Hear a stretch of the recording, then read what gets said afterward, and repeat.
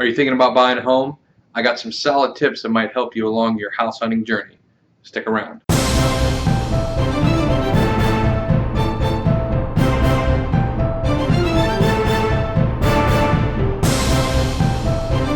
Hey guys, Nick Sakkis here with the Sakkis Group at Premier Sotheby's International Realty in Tampa, Florida. Before we get started on today's topic of a couple of helpful hints that will help you through the buying process, I'd like to draw your attention to the screen. If you haven't already done so, please visit our website at sakkisgroup.com.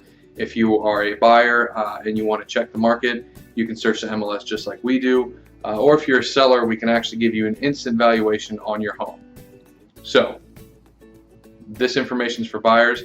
If you're in the market, and I work with a lot of buyers, one thing I like to tell them is the first tip is to take a piece of paper and write down your top 10. So, nod to David Letterman, but make your top 10 things that you must have. What you'll find out is as you go through the buying process, there's really not one perfect property, okay?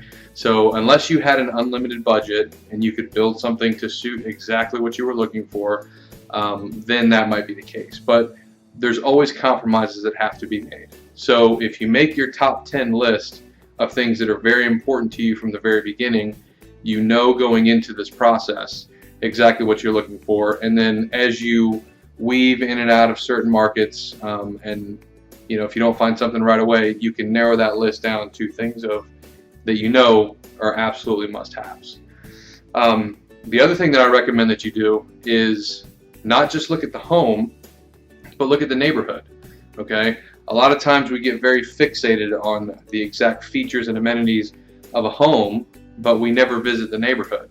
What I mean by that is check your local proximity to grocery stores, okay? If Publix is your grocery store and you love this house, but the nearest Publix is 15, 20 miles away, that could be an issue for you that you might not realize until you move in. So do your due diligence, check anything that you would normally like to go to. If you like to go to the movies a lot, make sure that there's a movie theater around. Starbucks for all you caffeine drinkers. You want to make sure that the neighborhood's a good fit. Obviously if you have kids, school district, parks and amenities, stuff like that. Also, don't forget to visit that home and that neighborhood at different times of day. If you're somebody who leaves at the exact same time every morning, you might want to try to check out that house and that neighborhood's traffic patterns at that time of day.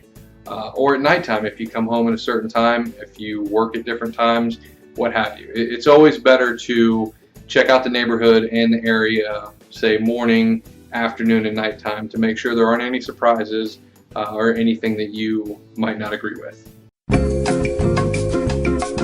The Sakkis Group is in no way encouraging or condoning the practice of stalking or trespassing. Please use your best judgment when driving through neighborhoods and remember to be respectful of the residents. Just because a home is listed for sale does not mean you should park in the driveway and look through the windows, especially if someone still lives there.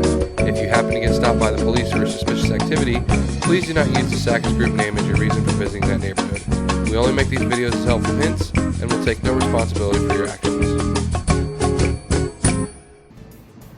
And finally, my last tip is don't get too caught up in the decor of the house that you're looking at. I know that we live in a HGTV world where all the buyers are looking at these home improvement shows and the before and after pictures are awesome.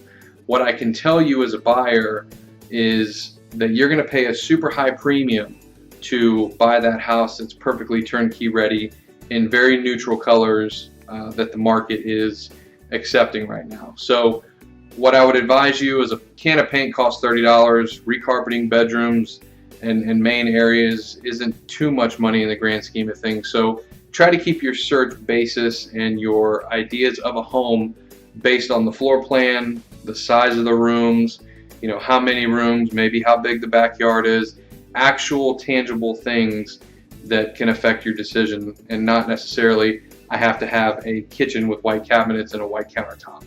Because at the end of the day, you're going to really put yourself into a corner and narrow down the amount of properties that you can have. So that's the third tip. Just to go over a few, again, make sure you write down your top 10 or at least top 5 things that you must have. That way it'll help you in the process. Tour the neighborhood, not only just the house, and also at different times of day. And try not to focus too much on the color scheme or anything that's not tangible: bedrooms, bathrooms, size, floor plan, and what have you. Following these 3 steps will help you hopefully find the perfect property that you can improve on for years to come. So thanks for watching. If you have any questions, or if you'd like for me to talk about a different topic, send me an email at nsakkis@sakkisgroup.com, and I appreciate your time. Thanks.